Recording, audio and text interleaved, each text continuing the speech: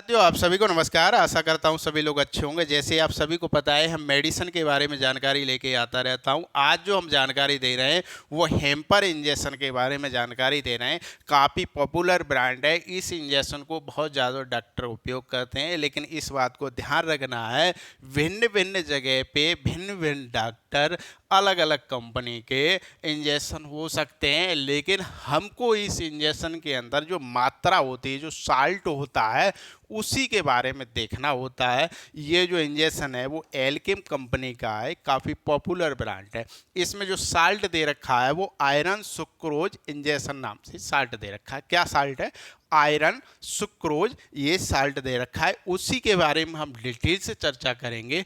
ये इंजेक्शन किस प्रकार से हमारी बॉडी के अंदर कार्य करता है, ये जो साल्ट होता है वो किस प्रकार से बॉडी के अंदर कार्य करता है, इसके क्या साइड इफ़ेक्ट हैं, क्या इसके साइड इफ़ेक्ट नहीं है, क्या इसका बेनिफिट है, कब इस इंजेक्शन को लेना चाहिए, कब इस इंजेक्शन को नहीं लेना चाहिए, उसी के बारे में हम डिटेल से चर्चा करेंगे। तो जानकारी अगर आपको अच्छी लगती है तो हमारे चैनल को ज़रूर सब्सक्राइब करें। साथ के साथ जो मेडिसिन की इस प्रकार से जानकारी प्राप्त करना चाहता है उनके पास शेयर ज़रूर करें। आइए हम चर्चा करते हैं।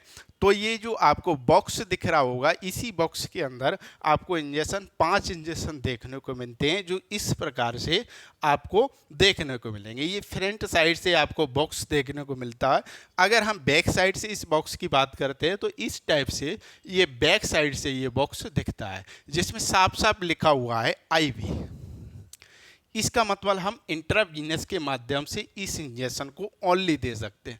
किसके माध्यम से? ओनली इंट्रावीनस के माध्यम से ही इस इंजेक्शन को दे सकते हैं। इसे मसल्स वगैरह उसमें हम इंजेक्शन को नहीं दे सकते हैं। इसकी हम बात करते हैं आगे। हम यह एक किस प्रकार की दवा है? यह एक रिप्लेसमेंट दवा है। कैसी दवा है? यह एक रिप्लेसमेंट दवा है। रिप्लेसमेंट का तो सभी अर्थ जानते होंगे कि यानी एक जगह मतलब कोई भी वस्तु है उसे दूसरी जगह से उस वस्तु को बदल देना या रिप्लेसमेंट कर देना, वही रिप्लेसमेंट कहलाता है। तो ये किस कैटेगरी की दवा है?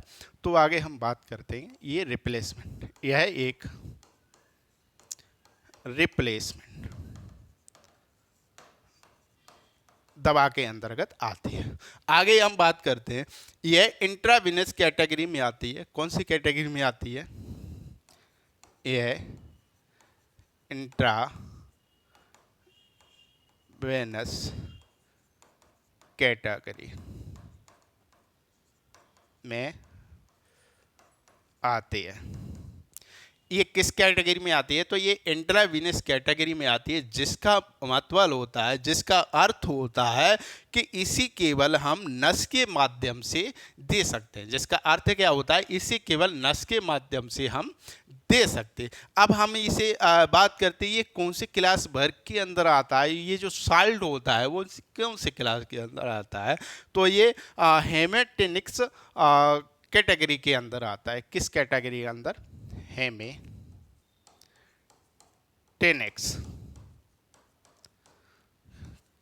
क्लास के अंदर आता है,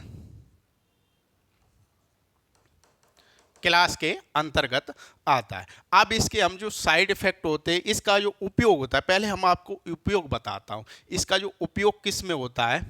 अच्छा, चलो पहले उपयोग ही बता देता हूं इसका। इधर हम बता देते हैं जो इसके उपयोग होते हैं, क्या उसका उपयोग होता है। पहली बात ध्यान रखना है कि अगर किसी के अंदर खून की कमी हो जाती है, यानी खून की कमी हो जाना,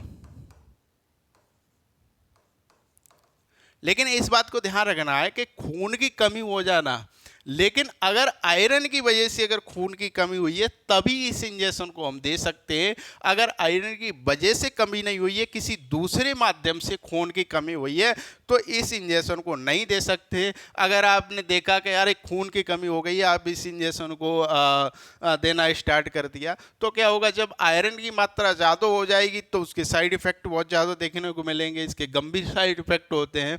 तो ध्यान रखना है कि टेस्ट कराने के बाद में अगर आयरन की वजह से खून की कमी हुई है तभी इसी इंजेक्शन का इस्तेमाल करें। दूसरा, इसे किस में दे सकते हैं? इसमें जो क्रॉनिक किडनी रोग होता है, क्रॉनिक क्रॉनिक किडनी, अगर किसी को क्रॉनिक किडनी की समस्या है, ये डायलिसिस या नॉन डायलिसिस इस प्रकार से है, तब जो आयरन की जो कमी हो जाती है, जो आयरन की जो समस्या होती है, तब इस इंजेक्शन का हम इस्तेमाल करते हैं। तीसरा, अगर कोई महिला गर्भावस्था में है, गर्भावस्था,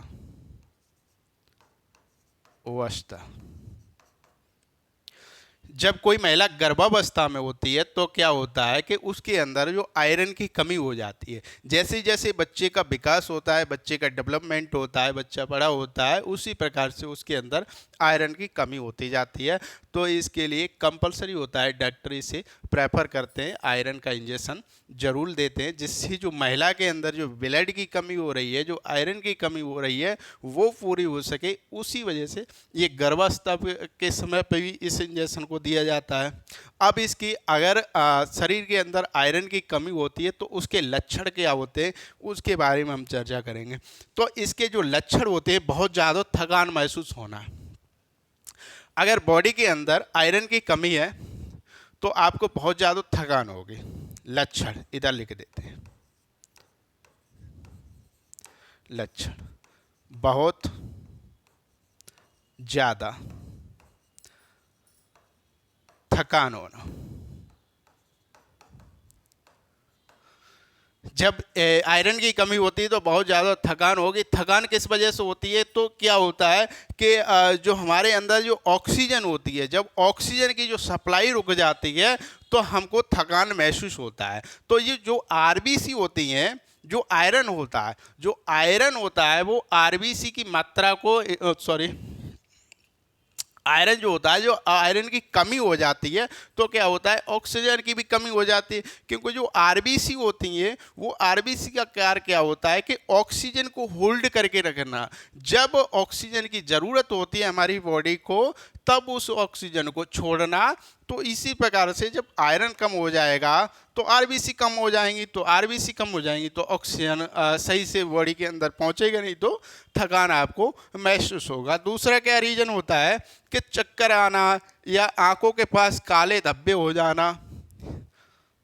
अगर ये लक्षण दिखते हैं, चक्कर आना या आंखों के पास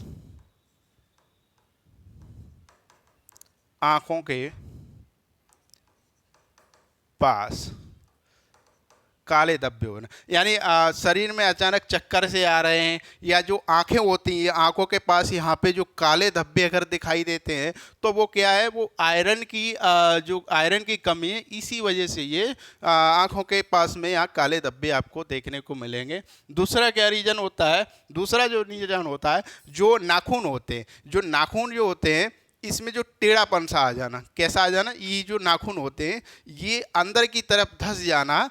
तो क्या होता है, इसका मतलब वो आयरन की कमी की वजह से ये समस्या आपको देखने को मिलेगी, यानी नाखून टेढ़े हो जाना, इस प्रकार से आपको देखने को मिलेंगे। दूसरा क्या होता है, जो माउथ होता है, जो यानी चेहरा होता है, तो चेहरे के पास में जगह जगह ये डार्क क्रैक के निशान दिखाई देना, यानी इधर उधर क्रैक के निशान देना, वो भी आयरन का एक लक्षण होता है। तीसरा क्या होता है, जो हार्ट रेट होता है उसका इंक्रीज हो जाना, यानी उसका इनबैलेंस हो जाना, कभी बढ़ जाना और काफ़ी ज़्यादा बढ़ जाना, यानी इनबैलेंस हो जाना, ये भी आयरन की लक्षण देखते हैं। दूसरा, हेयर लॉस हो जाना। अगर आपके तेज़ी से बाल झड़ रहे हैं तो भी उसमें एक आयरन की समस्या हो सकती है, तो आपको ज़रूर टेस्ट कराना चाहिए। इस प्रकार के अगर आपको लक्षण दिखते हैं तो आपको तुरंत टेस्ट कराना चाहिए, इग्नोर नहीं करना चाहिए। आगे हम इसके साइड इफ़ेक्ट के बारे में चर्चा करेंगे। तो इसके साइड इफ़ेक्ट क्या हैं, साइड इफ़ेक्ट,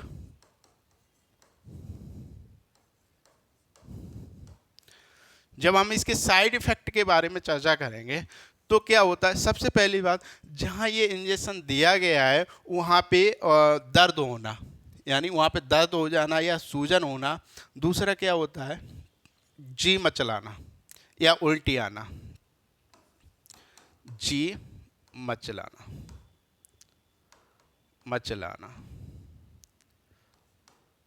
या उल्टी आना। उल्टी आना ये भी एक लक्षण होता है, यानी जी मचलाना या उल्टी आना ये एक भी लक्षण होता है। या ब्लड प्रेशर का बढ़ जाना या कम हो जाना, यानी ब्लड प्रेशर इंक्रीज और डिक्रीज हो जाना। ब्लड प्रेशर का कम या ज़्यादा होना, ये भी इसका साइड इफेक्ट देखने को मिलता है। या हड्डी या मांसपेशियों में दर्द होना, क्या होना, हड्डी या मांसपेशियों में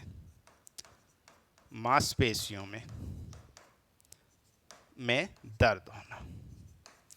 ये इस प्रकार से आपको लक्षण देखने को मिलेंगे। और ध्यान रखना है, किसी भी मेडिसिन का इस्तेमाल खुद से ना करें, बिना डॉक्टर की सलाह के किसी भी मेडिसिन का इस्तेमाल ना करें। जब भी किसी मेडिसिन का इस्तेमाल करते हैं तो डॉक्टर की सलाह लेना ज़रूरी होता है। अगर आप सलाह नहीं लेते हो, डायरेक्ट इस मेडिसिनों को इस्तेमाल करते हो, उसके लिए इस यूट्यूब चैनल की कोई जिम्मेदारी नहीं होगी, उसके लिए आप स्वयं जिम्मेदार होंगे। तो इस बात को ध्यान रखना। और अगर वीडियो अच्छी लगती है, आपकी जानकारी पर्पज से बनाई गई है वीडियो, तो ज़रूर सब्सक्राइब करें और साथ में शेयर भी ज़रूर करें जिन्हें ये इस प्रकार से जानकारी चाहिए होगी। चलिए, धन्यवाद, थैंक यू।